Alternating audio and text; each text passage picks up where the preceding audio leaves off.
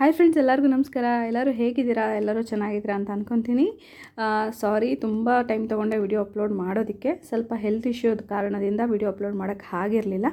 But ಇವಾಗ 1 million complete ಆಗಿದೆ. ತುಂಬ ಖುಷಿ ಆಯಿತು. ಅದೇ ಖುಷಿಯಿಂದ ಧನುರ್ಮಾಸದ ಬಗ್ಗೆ ಕೆಲವೊಂದು ಮಾಹಿತಿನ ನಿಮ್ಮ ಜೊತೆ ಶೇರ್ ಮಾಡ್ಕೊಳ್ಳೋಣ ಅಂತ ಈ ಒಂದು ವಿಡಿಯೋನ ಅಪ್ಲೋಡ್ ಮಾಡ್ತಾಯಿದ್ದೀನಿ. ನಾನು ಎಷ್ಟೇ ವಿಡಿಯೋನ ಸ್ಟಾಪ್ ಮಾಡಿದ್ರು ಎಷ್ಟು ಜನ ಕಮೆಂಟ್ಸ್ ಮಾಡ್ತಾಯಿದ್ರಿ, ಹೇಗಿದ್ದೀರಾ ಅಂತ ಕೇಳ್ತಾಯಿದ್ರಿ, ವಿಡಿಯೋಗಳನ್ನ ನೋಡಿದ್ದೀರಾ. ತುಂಬ ಅಂದರೆ ತುಂಬ ಖುಷಿ ಆಯಿತು. ಆ ಒಂದು ಕಮೆಂಟ್ಸ್ಗಳನ್ನ ನೋಡ್ತಾ ಇದ್ದರೆ ಎಷ್ಟೇ ಕೆಲಸ ಇರಲಿ, ಎಷ್ಟೇ ಬೇರೆ ನಾವು ಬ್ಯುಸಿ ಇದ್ರೂ ವಿಡಿಯೋನ ಅಪ್ಲೋಡ್ ಮಾಡಬೇಕಂತ ತುಂಬ ಪ್ರಯತ್ನ ಮಾಡ್ತಾಯಿದ್ದೆ. ಬಟ್ ಆಗ್ತಾ ಇರಲಿಲ್ಲ. ಬಟ್ ಆದರೆ ಇವತ್ತಿಂದ ನೋಡ್ತೀನಿ, ಮತ್ತೆ ಕಂಟಿನ್ಯೂ ಮಾಡಬೇಕಂತ ಅಂದ್ಕೊಂಡಿದ್ದೀನಿ. ದೇವ್ರ ಶಕ್ತಿ ಕೊಟ್ಟರೆ ಕಂಟಿನ್ಯೂ ಮಾಡ್ತೀನಿ. ಬನ್ನಿ, ಇವಾಗ ಈ ಒಂದು 2024ರಲ್ಲಿ ಬಂದಿರುವಂಥ ಧನುರ್ಮಾಸದ ಒಂದು ಪೂಜೆ ಯಾವಾಗ ಸ್ಟಾರ್ಟ್ ಆಗುತ್ತೆ, ಆ ಒಂದು ವಿಧಿವಿಧಾನಗಳನ್ನ ನಿಮಗೆ ತಿಳಿಸ್ಕೊಡ್ತೀನಿ. ಮೊದಲಿಗೆ ಈ ವರ್ಷದ ಧನುರ್ಮಾಸ ಯಾವಾಗ ಶುರುವಾಗ್ತಾ ಇದೆ ಅಂದರೆ ಡಿಸೆಂಬರ್ 16ನೇ ತಾರೀಕಿಂದ ಸೋಮವಾರ ಶುರುವಾದರೆ ಇದು ಮುಕ್ತಾಯ ಆಗೋದು ಜನವರಿ 14ಕ್ಕೆ ಮುಕ್ತಾಯ ಆಗುತ್ತೆ. ಯಾರೆಲ್ಲ ಒಂದು ತಿಂಗಳು ಪೂರ ನಾನು ಈ ಒಂದು ಧನುರ್ಮಾಸ ಪೂಜೆನ ಮಾಡ್ತೀನಿ ಅನ್ನೋರು, ನೀವು ಸೋಮವಾರ 16ನೇ ತಾರೀಕಿಂದ ಈ ಒಂದು ಪೂಜೆನ ನೀವು ಶುರು ಮಾಡ್ಕೊಳ್ಬೋದು. ಇನ್ನು ಈ ಪೂಜೆನ ಎಷ್ಟು ದಿನ ನಾವು ಮಾಡಬೇಕು ಅನ್ನೋದಾದರೆ, ಕೆಲವರ ಒಂದು ಆರೋಗ್ಯವನ್ನು ನಾವು ಪರಿಗಣನೆಗೆ ತಗೊಳ್ಳೋದಾದರೆ ಎಲ್ಲರೂ ತಿಂಗಳ ಪೂರ್ತಿ ಮಾಡಬೇಕಂತ ಇಲ್ಲ. ಕನಿಷ್ಠ 1 ದಿನನಾದರೂ ಮಾಡ್ಬೋದು. 3 ದಿನ, 5 ದಿನ, 9 ದಿನ, 12 ದಿನ, 15 ದಿನ, 15 ಬೇಡ 16 ದಿನ, ಈ ರೀತಿಯಾಗಿ ನಾವು ದಿನಗಳ ಲೆಕ್ಕದಲ್ಲಿ ಕೂಡ ನಾವು ಮಾಡ್ಬೋದು. ಇನ್ನು ಈ ಒಂದು ಪೂಜೆನ ನಾವು ಯಾವ ರೀತಿ ಮಾಡಬೇಕು ಅನ್ನೋದಾದರೆ, ದಿನ ಬೆಳಗ್ಗೆ 5 ಗಂಟೆ ಮುಂಚೆಗೆ ಎದ್ದೇಳಬೇಕು. ಅಂದರೆ ಒಂದು 4:15ಗೆ ನೀವು ಎದ್ದು ತಲೆಗೆ ಸ್ನಾನ ಮಾಡಬೇಕು. ತಲೆಗೆ ಸ್ನಾನ ಮಾಡಬೇಕಾದ್ರೆ ಪ್ರತಿನಿತ್ಯ ಒಂದು ತೊಟ್ಟು, ನಾನು ಯಾವಾಗಲೂ ಹೇಳ್ತೀನಿ, ತುಂಬ ವಿಶೇಷವಾದ ಶಕ್ತಿ ಇದೆ ಹರಳೆಣ್ಣೆ, ಒಂದು ಡ್ರಾಪ್ ಹರಳೆಣ್ಣೆ ಇಲ್ಲ ಅಂದರೆ ಸ್ವಲ್ಪ ತುಪ್ಪ, ಒಂದು ಡ್ರಾಪ್ ಅಷ್ಟು ತುಪ್ಪನ ತಗೊಂಡು ಅದಕ್ಕೆ ಸ್ವಲ್ಪ ಅರಿಶಿಣವನ್ನು ಮಿಕ್ಸ್ ಮಾಡಿ ಅದನ್ನು ನೆತ್ತಿ ಮೇಲೆ ನೀವೇನು ಮಾಡ್ಕೊಳ್ಳಿ, ಹಚ್ಕೊಳ್ಳಿ. ನೆತ್ತಿ ಮೇಲೆ ಹಚ್ಕೊಂಡು ನಂತರ ನೀವು ಸ್ನಾನವನ್ನು ಮಾಡಿ.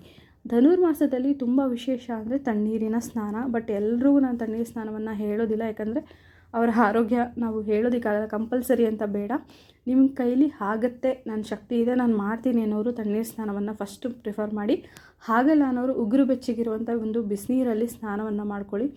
ಮಡಿ ಬಟ್ಟೆಯನ್ನು ಹಾಕ್ಕೊಂಡು ಫಸ್ಟು ಮನೆಯಲ್ಲಿ ದೀಪವನ್ನು ಹಚ್ಚಬೇಕು. ಎಷ್ಟೋ ಜನ ಪೂಜೆ ಮಾಡುವ ಬರದಲ್ಲಿ ಮನೆಯ ಪೂಜೆ ಮಾಡದೆ ಹೋಗ್ತಾರೆ.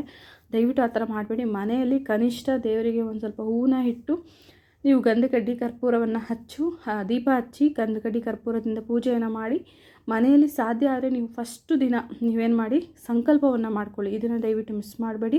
9 ದಿನ, ನಾನು 5 ದಿನ, 3 ದಿನ ಈ ರೀತಿ ನಾನು ಪೂಜೆನ ಮಾಡ್ತಾಯಿದ್ದೀನಿ, ನಾನು ಏನು ಅಂದ್ಕೊಂಡಿದ್ದೀನಿ ಒಂದು ಕೆಲಸದಲ್ಲಿ ಸಕ್ಸಸ್ ಕೊಡುವಂಥ ಫಸ್ಟ್ ದಿನ ನೀವೇನು ಮಾಡಿ, ಒಂದು ಯೆಲ್ಲೋ ಕಲರ್ ಬಟ್ಟೆಯಲ್ಲಿ ನೀವು ₹1 ಕಾಯಿನ ಹಾಕಿ ಸ್ವಲ್ಪ ಅಕ್ಷತೆಯನ್ನು ಹಾಕಿ ಅದನ್ನು ನೀವು ಕಟ್ಟಿ ಒಂದು ವಿಷ್ಣುವಿನ ಪಾದದ ಹತ್ರ ಇಟ್ಟು ನಿಮ್ಮ ಒಂದು ಸಂಕಲ್ಪವನ್ನು ಮಾಡಿಕೊಂಡು ನೀವು ಅವತ್ತೊಂದು ದಿನ ಧನುರ್ಮಾಸದ ಪೂಜೆಯನ್ನು ಶುರು ಮಾಡಿ. ಮನೆಯಲ್ಲಿ ಪೂಜೆ ನೀವು ಕನಿಷ್ಠ ಅಂದರೂ ಒಂದು 5:30 ಒಳಗಡೆ ಕ್ಲೋಸ್ ಮಾಡ್ಕೊಬಿಡಿ. ಯಾಕಂದರೆ ನಾವು ಒಂದು ಆಚೆ ಹೋಗಿ ಅಶ್ವತ್ಥ ಕಟ್ಟೆ ಹತ್ರ ಪೂಜೆ ಸಲ್ಲಿಸಬೇಕು ಅಂದರೆ 5:30ಯಿಂದ 6 ಗಂಟೆ ಒಳಗಡೆ ತುಂಬ ಒಳ್ಳೆಯದು. ಯಾಕಂದರೆ ಸೂರ್ಯೋದಯಕ್ಕಿಂತ ಮುಂಚೆ ನಾವು ಪೂಜೆಯನ್ನು ಸಲ್ಲಿಸಬೇಕು. ಸೊ ಹಾಗಾಗಿ 5:30 ಒಳಗಡೆ ನೀವು ಮನೆಯಲ್ಲಿ ಪೂಜೆ ಮುಗಿಸ್ಕೊಂಡ್ರೆ ಅಶ್ವತ್ಥ ಕಟ್ಟೆ ಹತ್ರ ಹೋಗಿ ನೀವು ಪ್ರತಿನಿತ್ಯ ಪೂಜಾ ಸಾಮಗ್ರಿಗಳನ್ನ ತೊಗೊಂಡೋಗಿ ಪೂಜೆ ಮಾಡಬೇಕಂತ ಇಲ್ಲ. ಫಸ್ಟ್ ದಿನ ಏನು ಮಾಡಿ, ಒಂದು ನಾಗರಕಲ್ಲಿ ಪೂಜೆಗೆ ಬೇಕಾದಂಥ ವಸ್ತುಗಳನ್ನ ತೊಗೊಂಡೋಗಿ, ಅಂದರೆ ಒಂದು ಮಾಮೂಲಿ ಅರಿಶಿನ, ಕುಂಕುಮ, ಎಲೆ, ಅಡಿಕೆ, ಹೂವು, ಜೊತೆಗೆ ತೆಂಗಿನಕಾಯಿ, ಒಂದು ಹಾಲು, ಅದು ಸ್ವಲ್ಪ ಬೆಣ್ಣೆ, ಹಾಲಲ್ಲಿ ಸ್ವಲ್ಪ ಬೆಣ್ಣೆನ ಹಾಕ್ಕೊಂಡು ಹೋಗಿ, ಮತ್ತು ಏನಾದರೂ ಒಂದು ನೈವೇದ್ಯವನ್ನು ನೀವು ತೊಗೊಂಡೋಗಿ ಫಸ್ಟ್ ದಿನ ನೀವು ಪೂಜೆನ ಮಾಡಿ. ಅಶ್ವತ್ಥ ಕಟ್ಟೆಗೆ ಸ್ವಲ್ಪ ನೀರನ್ನ ಹಾಕಿ, ಒಂದು 3 ಬಾರಿ ನೀರನ್ನ ಹಾಕಿ ಅಶ್ವತ್ಥ ಕಟ್ಟೆ ಜೊತೆ ಸೇರಿಸಿ ನಾಗರಕಲ್ಲಿರೋ ಕಡೆ ಪೂಜೆ ಮಾಡೋದು ತುಂಬ ವಿಶೇಷ.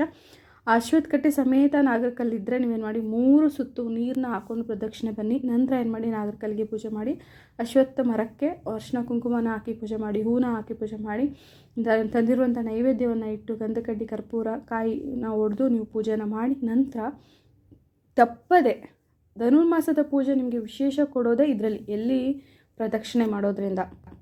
ಎಷ್ಟೇ ಜನ ಇರಲಿ, ನಿಮಗೆ ಟೈಮ್ ಆಗಿದ್ರೂ ನೀವು ತಪ್ಪದೆ ಈ ಒಂದು ಅಶ್ವತ್ಥ ಕಟ್ಟೆ, ಅಂದರೆ ನಾಗರಕಲ್ಲ ಸಮೇತ ಅಶ್ವತ್ಥ ಕಟ್ಟೆ ಇರುವಂಥ, ಅಂದರೆ ಅಶ್ವತ್ಥ ಕಟ್ಟೆ ಅಂದರೆ ಮುಖ್ಯವಾಗಿ ನೀವು ಒಂದನ್ನು ಗಣನೆಗೆ ತೊಗೊಳ್ಳಿ, ಅರಳಿ ಮರ ಮತ್ತು ಬೇವಿನ ಮರ ಒಟ್ಟಿಗೆ ಇರಬೇಕು.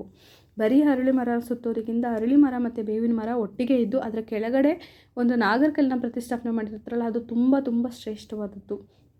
ನೀವು ಸಾಧ್ಯ ಆದಷ್ಟು ಅಲ್ಲಿ ಪೂಜೆ ಮಾಡಿ ಅದೇ ಒಂದು ಅಶ್ವತ್ಥ ಕಟ್ಟೆಯಲ್ಲಿ ನೀವು 9 ಪ್ರದಕ್ಷಿಣೆ ನೀವು ಬರಬೇಕು. ದಯವಿಟ್ಟು ಈ ಒಂದು ಅಶ್ವತ್ಥ ಕಟ್ಟೆಯಲ್ಲಿ ಪ್ರದಕ್ಷಿಣೆ ಮಾಡಬೇಕಾದ್ರೆ 7 ಕ್ಲಾಕ್ ವೈಸು 2 ಆ್ಯಂಟಿ ಕ್ಲಾಕ್ ವೈಸು ಅಂತ ಹೇಳ್ತಾರೆ. ಅಶ್ವತ್ಥ ಕಟ್ಟೆಯಲ್ಲಿ ಆ ರೀತಿ ಮಾಡಬಾರ್ದು, ಅದು ನವಗ್ರಹಕ್ಕೆ ಮಾತ್ರ ಮೀಸಲಾಗಿರೋದು. ಸೊ ಹಾಗಾಗಿ 9 ಪ್ರದಕ್ಷಿಣೆಯನ್ನು ನೀವು ಕ್ಲಾಕ್ ವೈಸೇ ಬರಬೇಕು. ಸೊ 9 ಪ್ರದಕ್ಷಿಣೆನ ತಪ್ಪದೆ ನೀವು ಅಶ್ವತ್ಥ ಕಟ್ಟೆಗೆ ಹಾಕಬೇಕಾಗತ್ತೆ. ಇದು ಅಶ್ವತ್ಥ ಕಟ್ಟೆ ಪೂಜೆಯನ್ನು ಮಾಡುವ ವಿಧಾನ, ಅಂದರೆ ಧನುರ್ಮಾಸದ ಪೂಜೆಯನ್ನು ಮಾಡುವ ವಿಧಾನ. ಇದೆಷ್ಟು ಪೂಜೆಯನ್ನು ನೀವು 6 ಗಂಟೆ ಒಳಗಡೆ ಮುಗಿಸ್ಕೊಳ್ಳಿ. ಇದೇ ರೀತಿಯಾಗಿ ಇನ್ನು ನೆಕ್ಸ್ಟ್ ಡೇ ನೀವು ಪೂಜೆ ಸಾಮಾನು ತೊಗೊಂಡು ಹೋಗ್ಬೇಕಂತ ಇಲ್ಲ. ಡೈರೆಕ್ಟಾಗಿ ಹೋಗಿ ಮನೆಯಲ್ಲಿ ದೀಪ ಹಚ್ಚಿ ಹೋಗ್ತೀರಾ, ಮನೆ 2ನೇ ದಿನ ಹೋಗಿ ಅಶ್ವತ್ಥ ಕಟ್ಟೆ ಹತ್ರ ಒಂದು ಕರ್ಪೂರ ಹಚ್ಚಿ, ನಾಗರಕಲ್ ಮುಂದೆ ಒಂದು ಸಣ್ಣದಾಗಿ ಒಂದು ಕರ್ಪೂರ ಹಚ್ಚಿ ಸಾಕು. 2ನೇ ದಿನ ಪ್ರದಕ್ಷಿಣೆ ಮಾಡಿಕೊಂಡು ಕೈ ಮುಕ್ಕೊಂಡು ಒಂದು ಯಾವುದಾದ್ರು ಶ್ಲೋಕಗಳನ್ನ ಹೇಳ್ಕೊಂಡು ಪ್ರದಕ್ಷಿಣೆ ಹಾಕ್ಕೊಂಡು ಬನ್ನಿ. ನೀವು ಯಾವ ದಿನ ಮುಕ್ತಾಯ ಮಾಡ್ತಾ ಇರ್ತೀರ, 9ನೇ ದಿನ ನಾನು ಮುಗಿಸ್ತಾ ಇದ್ದೀನಿ ಅಂದ ಆ ದಿನ ಮತ್ತೆ ನೀವು ದೇವರ ಒಂದು ಪೂಜಾ ಸಾಮಗ್ರಿಗಳನ್ನ ತೊಗೊಂಡೋಗಿ ಹಾಲೆರೆದು ಪೂಜೆಯನ್ನು ಮಾಡಿ ನಿಮ್ಮ ಒಂದು ಪೂಜೆಯನ್ನು ಮುಗಿಸಿ ಬನ್ನಿ. ಈ ರೀತಿಯಾಗಿ ಧನುರ್ಮಾಸದ ಪೂಜೆಯನ್ನು ಈ ಒಂದು ಮಾಸದಲ್ಲಿ ನೀವು ಮಾಡೋದ್ರಿಂದ ಸಕಲ ಕಷ್ಟಗಳಿಂದ ನೀವು ಆಚೆ ಬರ್ತೀರಾ. ನೀವು ಅಂದ್ಕೊಂಡಿರುವಂಥ ಕೆಲಸಗಳಲ್ಲಿ ಸಕ್ಸಸ್ ಸಿಗುತ್ತೆ. ಈ ಒಂದು ಮಾಸ ಎಷ್ಟು ಒಂದು ಶ್ರೇಷ್ಠವಾದದ್ದು ಅಂದರೆ ಯಾವುದೇ ರೀತಿಯಾದ ಪೂಜೆಗಳನ್ನ ಮಾಡಿದ್ರು ಆ ದೇವರು ತುಂಬ ಬೇಗ ಒಲಿತಾನೆ ಅಂತ ಹೇಳ್ತಾರೆ. ಸೊ ಹಾಗಾಗಿ ದಯವಿಟ್ಟು ಯಾರು ಈ ಪೂಜೆನ ಮಿಸ್ ಮಾಡ್ಕೊಳ್ಬೇಡಿ. ಕನಿಷ್ಠ 1 ದಿನವಾದರೂ ಸರಿನೇ ನೀವು ಒಂದು ಬ್ರಾಹ್ಮಿ ಮುಹೂರ್ತದಲ್ಲಿ ಎದ್ದು ಸ್ನಾನ ಮಾಡಿ ಆ ಒಂದು ಅಶ್ವತ್ಥ ಕಟ್ಟೆ ಹತ್ರ ಪೂಜೆನ ಸಲ್ಲಿಸಿ ಬನ್ನಿ. ಖಂಡಿತ ನಿಮ್ಮ ಜೀವನದಲ್ಲಿ ಯಶಸ್ಸು ಅನ್ನೋದು ನಿಮಗೆ ಸದಾ ಸಿಗುತ್ತೆ. ಈ ಒಂದು ಮಾಹಿತಿ ನಿಮಗೆ ಇಷ್ಟ ಆಯಿತು ಅಂತ ಅಂದ್ಕೊತೀನಿ. ಸಾಧ್ಯ ಆದಷ್ಟು ಮುಖ್ಯವಾದ ಯಾವ್ದಾದ್ರು ವಿಷಯಗಳಿದ್ದರೆ ಇದೇ ರೀತಿ ವಿಡಿಯೋನ ಮಾಡ್ತಾ ಇರ್ತೀನಿ. ದಯವಿಟ್ಟು ಈಗ ಆಲ್ರೆಡಿ ಪ್ರೋತ್ಸಾಹ ನಿಮ್ಮದು ಸಿಗ್ತಾ ಇದೆ, ಇದೇ ರೀತಿ ಪ್ರೋತ್ಸಾಹ ಸಿಗಲಿ ಅಂತ ಹೇಳ್ತಾ ವಿಡಿಯೋನ ಮುಗಿಸ್ತಾ ಇದ್ದೀನಿ. Thank you.